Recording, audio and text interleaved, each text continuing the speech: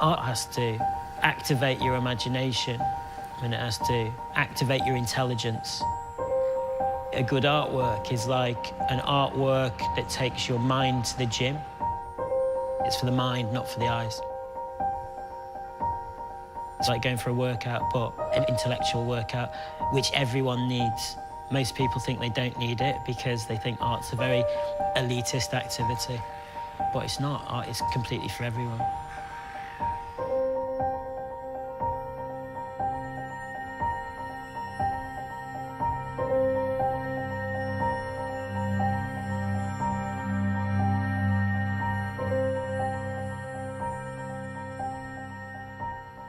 I didn't really grow up in an arty family.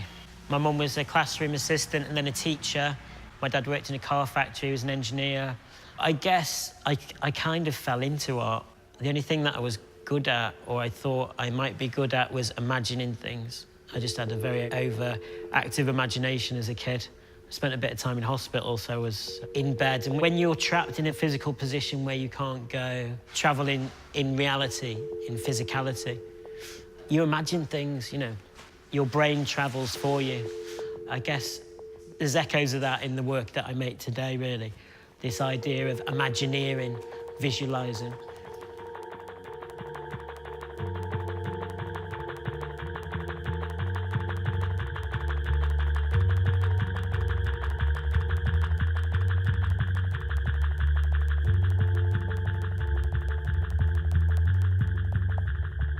Being an artist is just like a job, isn't it? I think a lot of people think there's this divine inspiration, the clouds part and the sun comes down and angels sing and you have an idea, but it's not really like that. Sometimes I wish there was these moments, these revelations and these grand things, but it's not. It's just a lot of hard work and a lot of keeping your mind open and keeping your eyes open.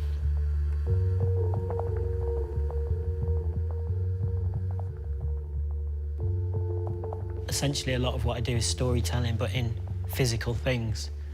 I am described sometimes as a conceptual artist, but I wouldn't say that was necessarily true, because when you think about conceptual art, you always think about the dry, black and white stuff. So I'd say my work was quite romantic and at times funny and absurd and has a lot of empathy.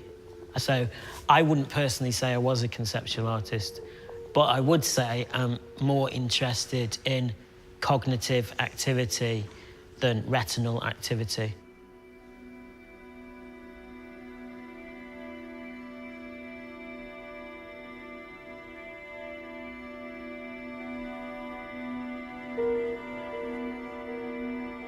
There's things in the work behind me that relate to lots of other places, but it is one specific place.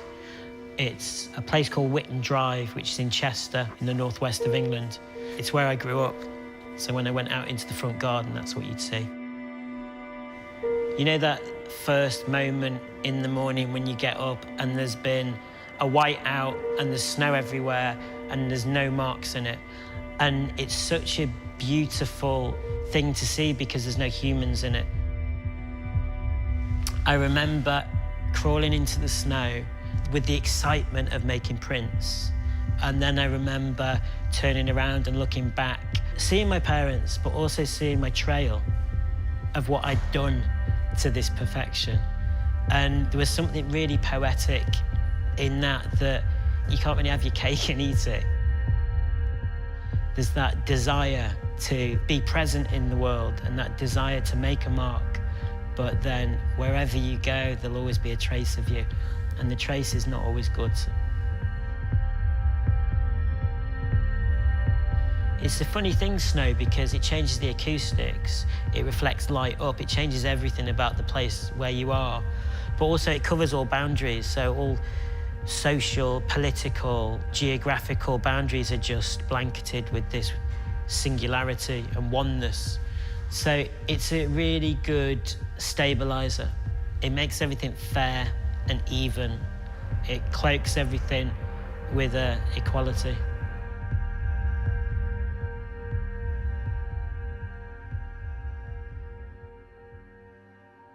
Resisting closure is really important, I think, for me personally, but also in all art that I like. What I mean is leaving open ends, leaving spaces. Basically, if you read a book and every second word was deleted, you'd create your own narrative, which is very different to being told a narrative. So leaving space for the audience, that's really important.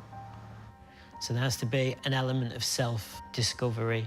It needs to be challenging, and the spectator or the visitor needs to contribute half of the work to complete the work.